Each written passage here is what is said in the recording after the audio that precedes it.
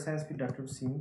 आज का जो वीडियो लेक्चर है ये पिछली वीडियो की कंटिन्यूएशन है, जिसमें हमने स्टार्ट किया था कि शैलो न्यूरल नेटवर्क्स जो हैं वो क्या होते हैं। ठीक है, तो उसी को हम आज कंटिन्यू करेंगे इस वीडियो के अंदर। और उसमें सबसे पहले हम एक्टिवेशन फंक्शंस जो हैं उनको अंडरस्टैंड करेंगे कि एक्टिवेशन फंक्शंस जो हैं वो क्या होते हैं। उसके बाद हम स्टडी करेंगे कि नॉन लीनियर एक्टिवेशंस जो हैं वो क्यों ज़रूरी होती हैं न्यूरल नेटवर्क्स के लिए। नेक्स्ट हम देखेंगे डेरिवेटिव्स ऑफ एक्टिवेशन फंक्शंस।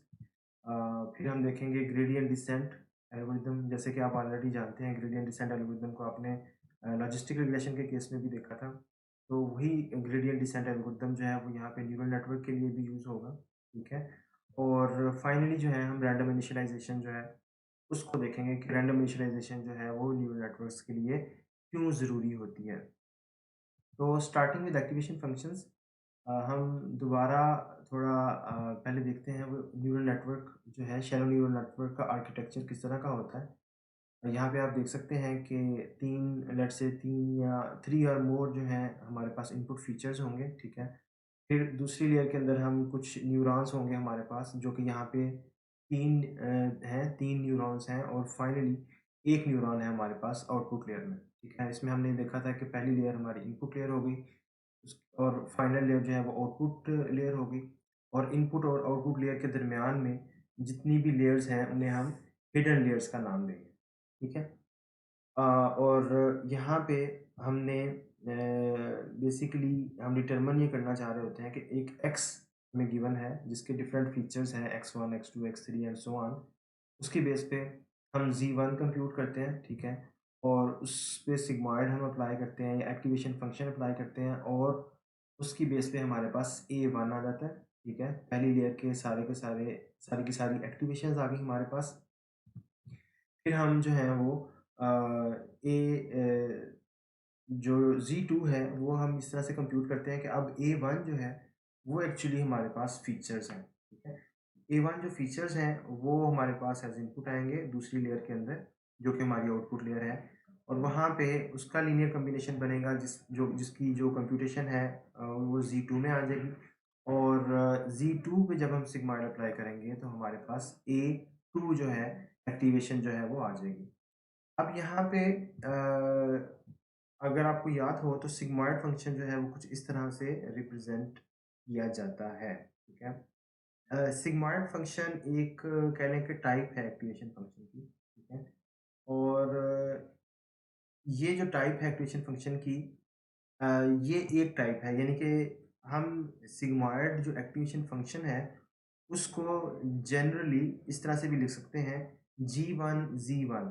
ठीक है, G मतलब कि कोई भी फंक्शन है, एक्टिवेशन फंक्शन है। G की जगह जो है वो सिग्मॉइड भी ले सकता है, रैलू भी ले सकता है, कोई भी फंक्शन जो है वो इसकी जगह ले सकता है। ठीक है, तो हम जनरली लिख लेते हैं कि G1 जो है वो हमारा एक एक्टिवेशन फंक्शन है।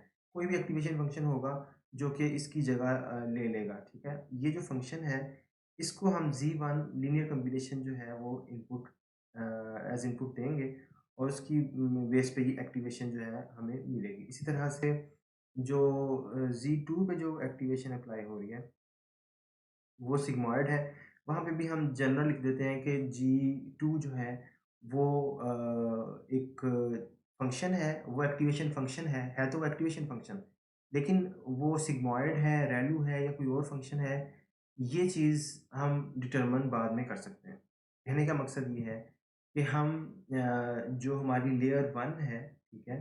लेयर 1 के अंदर हम 10H जो है वो activation function let's say use कर सकते हैं। सिग्मॉइड जैसे एक एक्टिवेशन फंक्शन है, उसी तरह से 10H एक एक्टिवेशन फंक्शन है, इसी तरह से रैलू एक्टिवेशन फंक्शन है। तो ये एक्टिवेशन फंक्शंस जो हैं, ये हम डिफरेंट लेयर्स के अंदर डिफरेंट यूज़ कर सकते हैं। यानी कि जो पहली लेयर है लेट्स से उसके अंदर हम 10H यूज़ कर लें, ठीक है? और दूसरी जो लेयर है उसके अंदर लेट्स से हम सिग्मॉइड यूज़ कर लें, ठीक है? अब क्वेश्चन ये रेज़ होता है कि हम क्यों एक जो एक्टिवेशन फंक्शन है उसको प्रेफ़र करेंगे दूसरे एक्टिवेशन फंक्शन पे? मतलब हम सिग्मॉइड को देखते आ रहे हैं, तो अब क्यों हम पहली लेयर के अंदर तो 10H जो है वो अप्लाई कर रहे हैं और जो दूसरी लेयर है उसमें हम सिग्मॉइड अप्लाई कर रहे हैं? उसका आंसर ये है कि जो 10H है वो कंपैरेटिवली बेहतर है सिग्मॉइड से, ठीक है? और वो बेहतर क्यों है? वो बेहतर इसलिए है कि उसमें जो जो हम यहाँ पे देख रहे हैं सिग्मॉइड के अंदर जो है वो वैल्यूज़ 0 और 1 से आपको पता है कि वो आउटपुट करता है। tan h जो है वो वैल्यूज़ 1 और -1 जो है उसके दरमियान वो आउटपुट करता है और उसमें जो वैल्यूज़ हैं वो कह लें कि सेंटर्ड अराउंड 0 होती हैं, ठीक है? तो वो बेहतर परफ़ॉर्म करता है निस्बतन सिग्मॉइड के, ठीक है? अब फिर क्वेश्चन ये रेज़ होता है कि अगर tan h जो है वो बेहतर है सिग्मॉइड से, तो फिर यहाँ पे तो tan h हमने यूज़ किया, तो यहाँ पे tan h हमने क्यों नहीं यूज़ किया? ठीक है? उसकी वजह ये है कि हम अभी जो प्रॉब्लम लेके चल रहे हैं पिछली कुछ वीडियोज़ के अंदर से, वो है बाइनरी क्लासिफ़िकेशन की प्रॉब्लम, जिसमें हम ये चाह रहे हैं कि 2 तरह की क्लासेस जो हैं वो आउटपुट होंगी 0 या 1, ठीक है? तो सिग्मॉइड फ़ंक्शन जो है एक्चुअली सिग्मॉइड फ़ंक्शन की ये क्वालिटी है कि सिग्मॉइड फ़ंक्शन जो है वो हमें 0 और 1 के दरमियान जो है वो वैल्यू आउटपुट करता है, ठीक है? तो इसलिए प्रेफ़र ये किया जाता है कि हम जो लेयर्स हैं, हिडन लेयर्स, उनमें कोई दूसरा एक्टिवेशन फ़ंक्शन यूज़ कर लें और अगर हमारी बाइनरी क्लासिफ़िकेशन की प्रॉब्लम है, तो फाइनल लेयर के अंदर जो है हम सिग्मॉइड का फ़ंक्शन जो है वो यूज़ कर लें, ठीक है? अब ये एक्टिवेशन फंक्शंस जो हैं इनको हम थोड़ा-सा देखते हैं। एक्टिवेशन फंक्शंस डिफरेंट अवेलेबल है हमारे पास। हमारे पास सिग्मॉइड का एक्टिवेशन फंक्शन है जिसकी इक्वेशन ये आपके सामने लिखी हुई है, ठीक है? A is equal to 1/1 plus e raise to power minus z, ठीक है? इसी तरह से हमारे पास tan h जो है उसका फंक्शन अवेलेबल है, ठीक है? उसकी भी इक्वेशन आपके सामने लिखी हुई है e z minus e raise to power minus C divided by e z plus e raise to power minus C, ठीक है? और ये सेंटर्ड अराउंड कह लें कि 0 होता है। ये -1 और 1 के दरमियान जो है वो वैल्यू आउटपुट करता है। इसी तरह से रेलू है, रेलू जो है उसमें उसकी जो इक्वेशन है that is A is equal to max 0 Z, यानी कि अगर ज़ी की वैल्यू 0 से बड़ी होगी तो वही वैल्यू एज़ आउटपुट होगी। अगर वैल्यू 0 या 0 से कम होगी तो वो जो है वैल्यू आउटपुट जो है वो 0 होगा। इसी की रेलो की ही एक और वेरिएशन है जिसे हम लीकी रेलो एक्टिवेशन फंक्शन कहते हैं। लीकी रेलो के अंदर जो है अ, वो जब वैल्यू ज़ी की ग्रेटर दैन और इक्वल टू 0 होती है तो वो उसका आउटपुट भी 0 होता है। लेकिन जब 0 या उससे कम होती जब 0 से कम होती है एक्चुअली वैल्यू, तब उसमें जो है वो इस तरह से उसकी वैल्यू कुछ 0.001 के तनासब से वो कम होती जाती है। तो इसे हम लीकी रेलो कहते हैं, ठीक है? ये एक्टिवेशन फंक्शंस जो हैं सारे के सारे यूज़ होते आ रहे हैं, लेकिन इसमें जो सिग्मॉइड फंक्शन है, सिग्मॉइड फंक्शन सारी लेयर्स के अंदर कभी भी हम यूज़ नहीं करते। उसकी वजह ये है कि ये स्लो है बहुत ज़्यादा और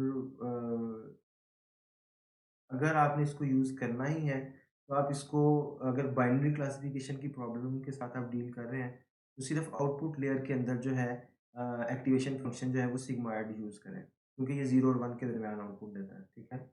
सिग्मॉइड फ़ंक्शन से जो बेहतर है वो tan h है, ठीक है?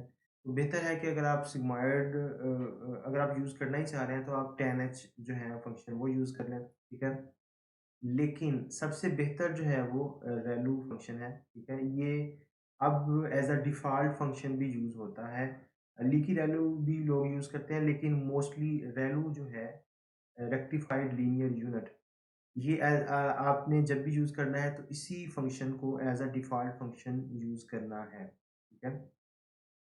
और जैसे मैंने बताया कि फाइनल लेयर के अंदर जो है वो आप सिग्मॉइड जो है वो यूज़ कर सकते हैं इन केस कि आपकी प्रॉब्लम जो है वो बाइनरी क्लासिफिकेशन प्रॉब्लम हो, ठीक है? अब क्वेश्चन ये रेज़ होता है कि ये जो एक्टिवेशन फंक्शंस हैं, नॉन लीनियर एक्टिवेशन फंक्शंस, ये हम क्यों यूज़ करते हैं न्यूरल नेटवर्क्स के अंदर, ठीक है? क्योंकि एक न्यूरल नेटवर्क जो है उसके अंदर हम ये भी तो कर सकते हैं कि जो इनपुट आ रहा है हमारे पास, ठीक है? और जो हम उस पे लीनियर कॉम्बिनेशंस जो हैं, उस पे कोई भी फ़ंक्शन अप्लाई ना करें, ठीक है? और उसको एज़ इट इज़ जो है वो एक्टिवेशन को एज़ आउटपुट दे दें। कहने का मकसद ये हुआ कि जो ये फ़ंक्शन है g, ये सिग्मॉइड या tan h या रेलू जो है वो हम यहाँ पे यूज़ ना करें। बजाय इसके हम z1 जो है उसको एग्जैक्टली जो है वो as it is without any function या उस फंक्शन को लीनियर या आइडेंटिटी फंक्शन भी कहते हैं, वो एज इट इज़ जो है हम a1 को जो है वो साइन कर दें, ठीक है। तो इससे क्या होगा, इससे ये होगा कि लेट्स से a1 जो है उसको हमने z1 के इक्वल कर दिया, यानी कि जो भी आउट इनपुट जो है, जो भी कंप्यूटेशन हो रही है z1 के अंदर, वही हम a1 में भी स्टोर करवा देते हैं, उस पे कोई एक्टिवेशन फंक्शन अप्लाई नहीं करते। इसी तरह से z2 जो है, z2 भी हम एज़ इट इज़ जो है वो साइन कर देते हैं a2 को। तो अब मसला क्या होगा इससे? मसला ये होगा कि अगर हम इसको पुट करें z2 के अंदर जो a1 है, a1 की जगह पे a1 की वैल्यू जो है वो पुट करें, ठीक है? तो इससे क्या होगा, इससे इसको हम अगर मल्टीप्लाई करें W2 को जो पैरेंथेसिस के अंदर वैल्यूज़ हैं उसके साथ, तो इसकी जो शेप बन रही है, ये जो शेप है ये एक्चुअली इसको अगर हम लेट्स से कह दें ये वाला जो प्रोडक्ट हो रहा है W2 और W1 का, उसको जो है बार से करें रिप्रेज़ेंट, और ये जो बाकी की जो वैल्यू है उसको b से करें, ठीक है? तो ये b प्राइम से हम इसको रिप्रेजेंट करें तो ये wx प्लस b जो है, जो हमारे पास z2 की वैल्यू कंप्यूट होके आ रही है, ये भी एक लीनियर फंक्शन जो है वो बनता है, ठीक है? और लीनियर फंक्शन बनने का क्या मतलब है, ठीक है? यानी कि ये इतना स्ट्रॉन्ग रिप्रेजेंटेटिव फंक्शन नहीं है, ठीक है? और स्ट्रॉन्ग रिप्रेजेंटेटिव फंक्शन नहीं है, तो फिर अब ये यहाँ पे 1, 2, 3, 4 अगर हमने न्यूरॉन्स यूज़ किए हैं और सारे न्यूरॉन्स के अंदर एक्टिवेशन जो है वो हमने ऐसे ही यूज़ की हुई है, यानी उस पे एक्टिवेशन फंक्शन कोई भी अप्लाई नहीं किया हुआ, और as it is linear combinations जो हैं उसको असाइन कर दिए हैं एक्टिवेशन को, और वही एक्टिवेशन एज़ आउटपुट जा रही है अगले न्यूरॉन के अंदर। तो इसमें जितने भी न्यूरॉन्स होंगे, जितनी भी लेयर्स होंगी, उसका कोई फ़ायदा नहीं है, ठीक है? क्योंकि अल्टीमेटली वो सारे जो हैं एक्चुअली एक लीनियर कॉम्बिनेशन ही बना रहे हैं अल्टीमेटली, ठीक है?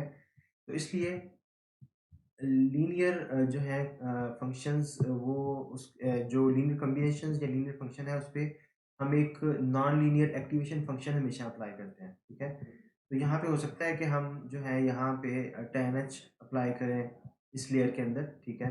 tan h अप्लाई करें, या यहाँ पे इस लेयर पे हम जो है रेलो यूज़ करें, ठीक है? और फिर यहाँ पे यो जो फाइनल लेयर है वहाँ पे हम जो है देख सकते हैं कि हमने सिग्मॉइड यूज़ करना है, लेट्स से अगर हमारी बाइनरी क्लासिफिकेशन की प्रॉब्लम है। लेकिन एक केस है जहाँ पे हमें ये आउटपुट जो न्यूरॉन है, इस पे भी हमें लीनियर एक्टिवेशन जो है उसको हम यूज़ कर सकते हैं, ठीक है? और वो क्या है? वो रिग्रेशन प्रॉब्लम्स जो होती हैं उसमें हम जो एक्टिवेशन फंक्शन है वो फाइनल ईयर का, वो लीनियर एक्टिवेशन फंक्शन जो है वो यूज़ कर सकते हैं, ठीक है? उसकी क्या वजह है? रिग्रेशन प्रॉब्लम जो है उसमें जैसे कि आपको पता है कि रियल वैल्यूड आउटपुट होता है। जैसे कि हाउस की प्राइस प्रेडिक्शन है, ठीक है? तो प्राइस है वो रियल वैल्यूड होगी, ठीक है? तो फिर हम ये कर सकते हैं कि जो फाइनल लेयर है उसमें लीनियर जो है वो एक्टिवेशन फंक्शन यूज़ करें, ठीक है? तो वो लीनियरली वैल्यूज़ दे, लेकिन उससे पहले वाली जो लेयर है उसके अंदर हम tan h या रेलो जो भी है एक्टिवेशन फंक्शन, कोई भी नॉन लीनियर एक्टिवेशन फंक्शन जो है वो यूज़ करें, ठीक है?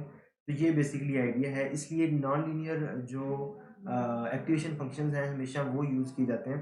फाइनल लेयर में आप देख सकते हैं, और फिर सिग्मॉइड भी जो है उसको भी जो है अवॉइड किया जाता है पॉसिबली इंटरनल लेयर्स के अंदर, ठीक है? या हिडन लेयर्स में, और प्रेफ़र किया जाता है कि अगर बाइनरी क्लासिफिकेशन की प्रॉब्लम है तो जो आउटपुट लेयर है या जो फाइनल न्यूरॉन है, वो सिग्मॉइड का एक्टिवेशन फंक्शन जो है वो यूज़ कर सकता है, क्योंकि वो 0 और 1 के दरमियान जो है वो वैल्यू देता है। अच्छा, अब थोड़े से डेरिवेशंस को देख लेते हैं, जो डेरिवेटिव्स हैं इनके, वो किस तरह से हम कंप्यूट करते हैं। सिग्मॉइड का जो डेरिवेटिव है, जैसे कि आप जानते हैं कि सिग्मॉइड फंक्शन जो है that is slope of G of X at G, ठीक है? तो डेरिवेटिव्स जो हैं वो उसको इस तरह से भी हम लिख सकते हैं जी प्राइम ऑफ जी, ठीक है? जी प्राइम ऑफ जी। तो ये डेरिवेटिव जो सिग्मॉइड का है वो क्या होता है, ठीक है? 1/1 plus e raised to power minus c into 1 minus 1 over 1 plus e raised to power minus c, ठीक है? अब ये जो 1/1 plus e raise to power minus z है, ये एक्चुअली हमारा एक्टिवेशन फंक्शन इटसेल्फ है, ठीक है? तो हम इसको इस तरह से भी लिख सकते हैं, जीज़ी इंटू 1 माइनस जीज़ी, ठीक है? और जीज़ी एक्चुअली क्या है? ये हमारी एक्टिवेशन है, तो इसको हम ए टाइम्स 1 माइनस ए की फॉर्म में भी लिख सकते हैं, ठीक है? तो जो हमारा सिग्मॉइड एक्टिवेशन फंक्शन है, उसका डेरिवेटिव जो है वो ए टाइम्स 1 माइनस ए होता है, ठीक है? इसी तरह से अगर हम tan h की तरफ आएँ, tan h एक्टिवेशन फंक्शन जो है ये कुछ इस तरह की इसकी इक्वेशन होती है, इसका मॉडल जो है e z minus e minus z divided by e z plus e minus z, ठीक है? इसका जो डेरिवेटिव है या जी प्राइम ऑफ ज़ी है, ये 1 minus tan h of Z squared होता है, या अगर हम इसको एक्टिवेशन की फॉर्म में लिखें, that will be 1 minus A square, ठीक है? इसी तरह से रेलू और लीकी रेलू का भी है। रेलू जो है आपको पता है कि वो ज़ीरो ऑनवर्ड जो है that is the g of z is equal to z, ठीक है? और अगर उससे कम है तो वो ज़ीरो होगा। ये इक्वेशन आपने देखी होगी ऑलरेडी प्रीवियस वीडियोज़ के अंदर। A is equal to max of zero and z, ठीक है? तो इसका जो जी प्राइम ऑफ ज़ी है या इसका जो डेरिवेटिव है that is zero if Z is less than zero और 1 if Z is greater than और इक्वल टू ज़ीरो। इसी तरह से लीकी वैल्यू जो है उसका उसकी जो इक्वेशन है that is g z is equal to max 0.001 z comma z और इसका जो डेरिवेटिव है या जी प्राइम ऑफ ज़ी है that is 0.01 if Z is less than zero और 1 if Z is greater than और इक्वल टू ज़ीरो। अच्छा, अब हम आते हैं gradient descent for neural network की तरफ। ये ग्रेडियंट डिसेंट जो है वो हम कैसे अप्लाई करके एक न्यूरल नेटवर्क के अंदर जो है वो कॉस्ट को मिनिमाइज कर सकते हैं, ठीक है? अब हमारे पास जो पैरामीटर्स हैं जैसे हमने लास्ट वीडियो के अंदर भी डिस्कस किया था कि अब हर लेयर के जो हैं अपने पैरामीटर्स होंगे। W1 जो है और B1 जो है यानी वेट्स और बायस जो हैं वो लेयर 1 के लिए भी होंगी और वेट और बायस जो है वो लेयर 2 के लिए भी होनी चाहिए हमारे पास। ये पैरामीटर्स होंगे हमारे। इसके बाद जो अ, इनपुट्स हैं उसे हम nx से रिप्रेज़ेंट कर सकते हैं या n0 नंबर ऑफ इनपुट्स। उसके बाद जो लेयर है लेयर 1 या हिडन लेयर उसके जो न्यूरॉन्स हैं उसे हम n1 से रिप्रेज़ेंट कर सकते हैं। इसी तरह से जो आउटपुट लेयर है, उसके न्यूरॉन्स को हम N2 से उसके नंबर ऑफ न्यूरॉन्स को N2 से रिप्रेज़ेंट कर सकते हैं, सेकंड लेयर के जो है, ठीक है? अच्छा, इसमें फिर इनकी जो डायमेंशंस हैं, जो शेप है, वो W1 की क्या शेप होगी? N1, N0, ठीक है? जैसे कि हमने लास्ट वीडियोज़ के अंदर भी देखा, N1, N0 जो है, वो W1 मैट्रिक्स की शेप होगी। इसी तरह से B1 जो है, उसकी N1, 1 होगी, ठीक है? यानी कि अगर 4 न्यूरॉन्स हैं पहली लेयर के अंदर, तो बायस जो है, उस वेक्टर में 4/1 जो है, उसकी शेप होगी। इसी तरह से W2 जो है, वो N2, N1 है और इसी तरह से B2 जो है, वो N2, 1 है।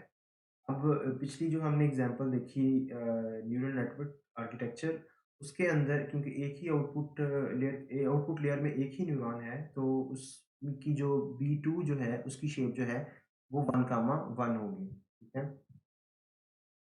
अच्छा जी, कॉस्ट फंक्शन जो है, कॉस्ट फंक्शन इसका किस तरह से होगा, उसी तरह से जैसे हमने लॉजिस्टिक रिग्रेशन के केस में देखा था, ये जो हमारा कॉस्ट फंक्शन है, उसके अंदर अब हमने कौन से पैरामीटर्स की बेस पे लॉस को मिनिमाइज़ करना है।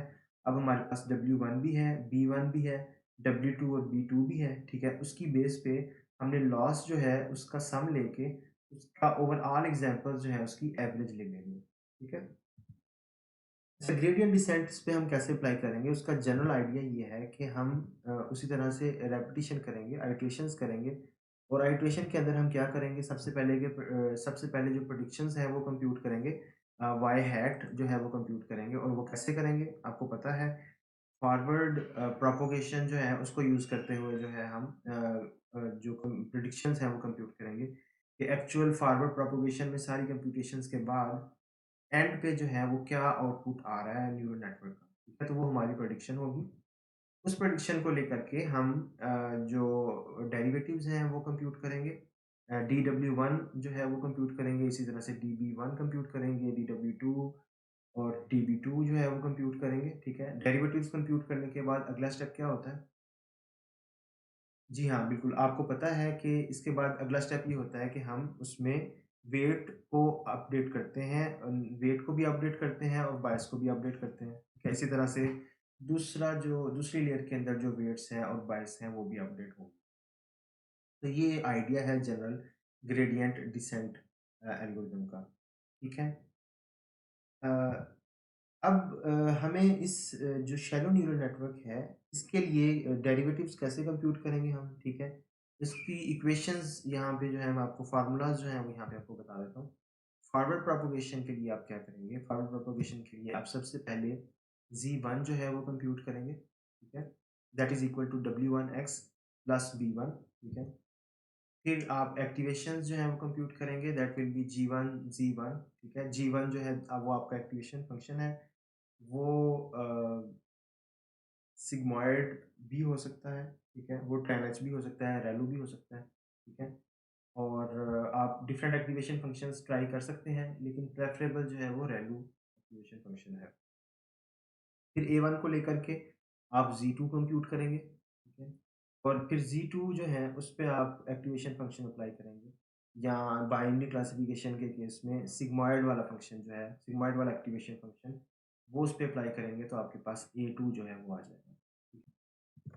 अच्छा जी, बैकवर्ड जो है प्रोपगेशन, उसके अंदर हम क्या करेंगे? बैकवर्ड प्रोपगेशन के अंदर हम सबसे पहले जो है वो DZ2 कंप्यूट करेंगे, यानी कि सेकंड लेयर पे जो है वो डेरिवेटिव जो है with respect to Z compute करेंगे, ठीक है? तो वो A2 माइनस y होगा।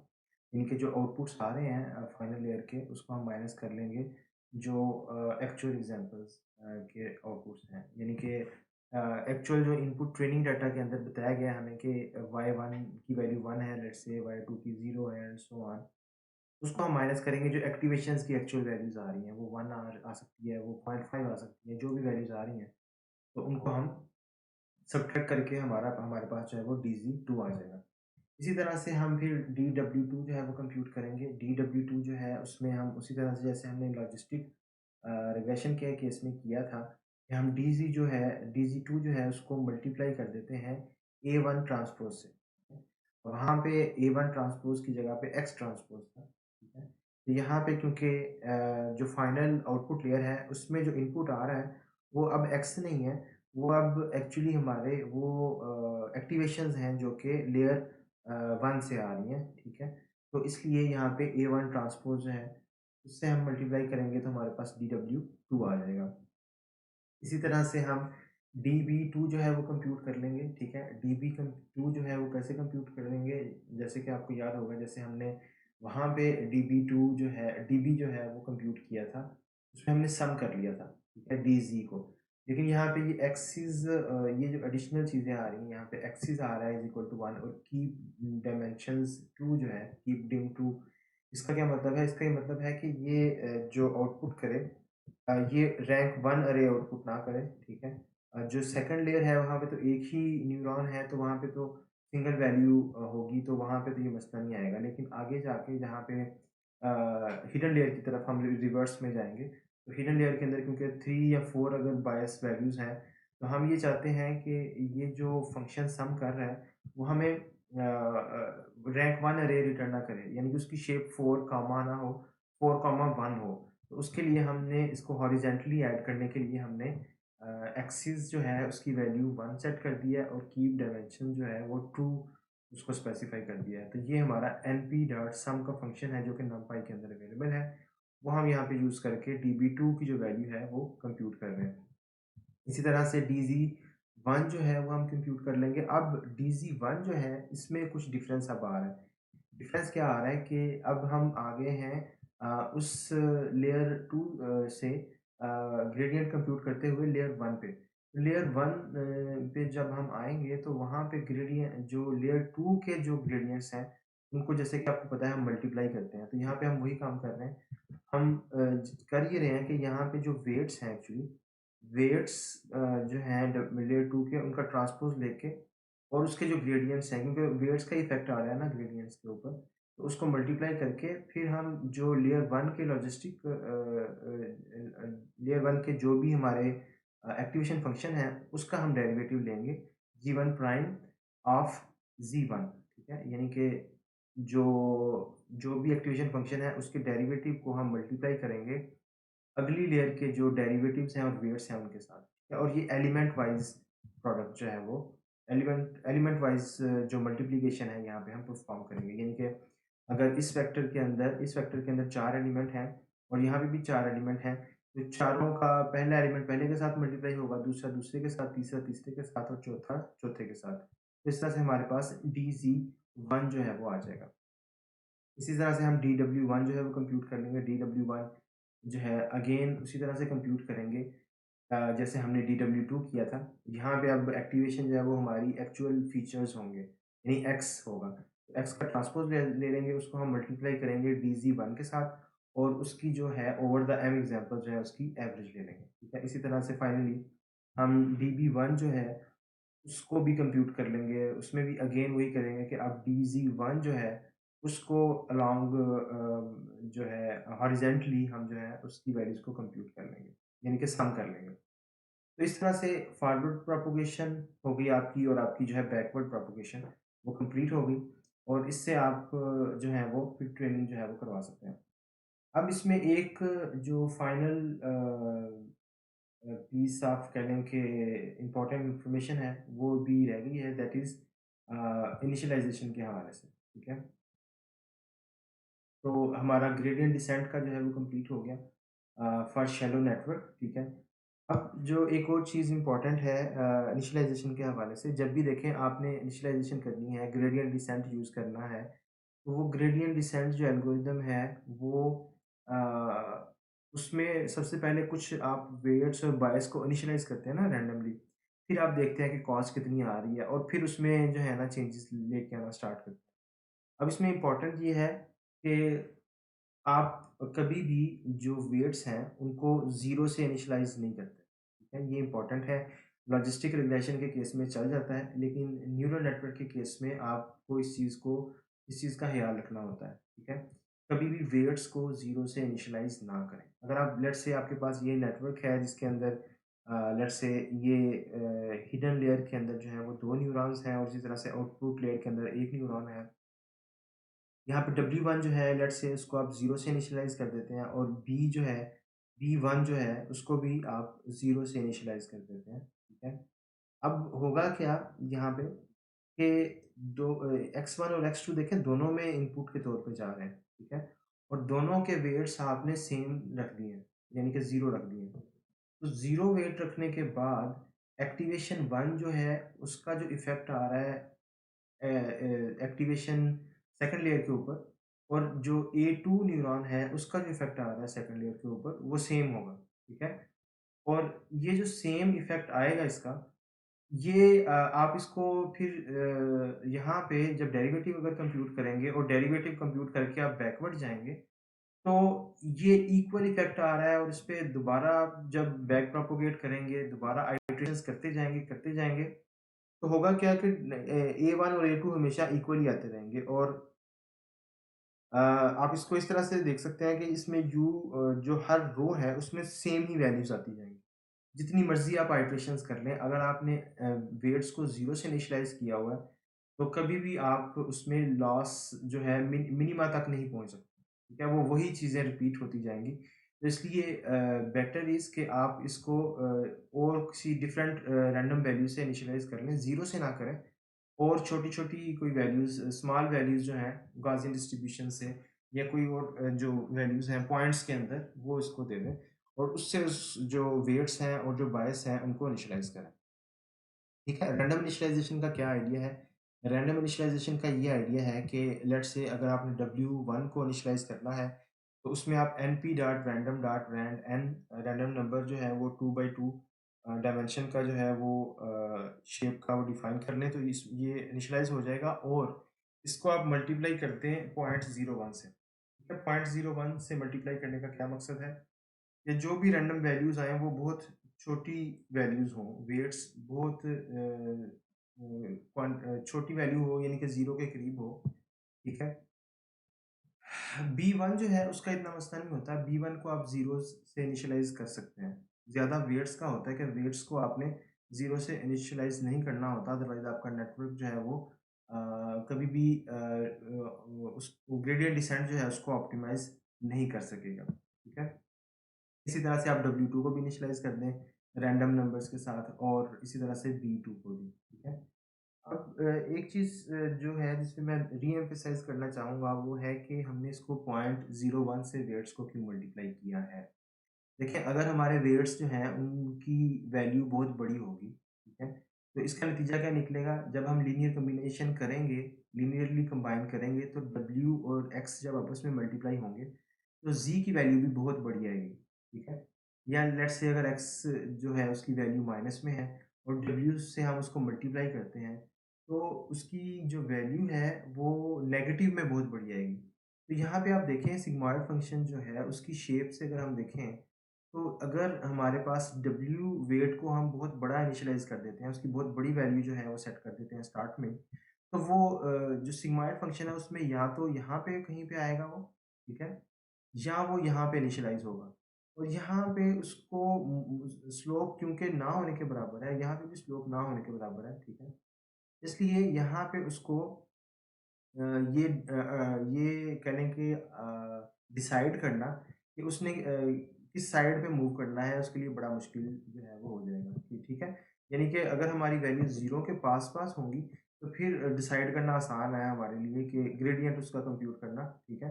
यहाँ पे तो ग्रेडिएंट जो उसका सॉरी डेरिवेटिव है वो तो 0 होगा या स्लोप 0 होगी। तो हमें नहीं आइडिया होगा, जो एल्गोरिदम है वो कैसे ये आइडिया उसको होगा कि हम किस डायरेक्शन में जो है वो मूव करना है, ठीक है? तो इसलिए हमेशा कोशिश ये की जाती है कि जो वेट्स हैं, उनको छोटी वैल्यू से नियर टू 0 जो है, उससे जो है वो इनिशियलाइज़ किया जाए, ठीक है? तो ये जो रैंडम इनिशियलाइज़ेशन के हवाले से मैंने आपको बताया और ग्रेडिएंट डिसेंट के हवाले से, इस हवाले से अगर आपके कोई क्वेश्चन्स हों, तो ज़रूर जो है आप नीचे कमेंट्स के सेक्शन में ज़रूर शेयर कीजिएगा। मैं कोशिश करूँगा कि मैक्सिमम आपके क्वेश्चन्स को आंसर कर सकूँ।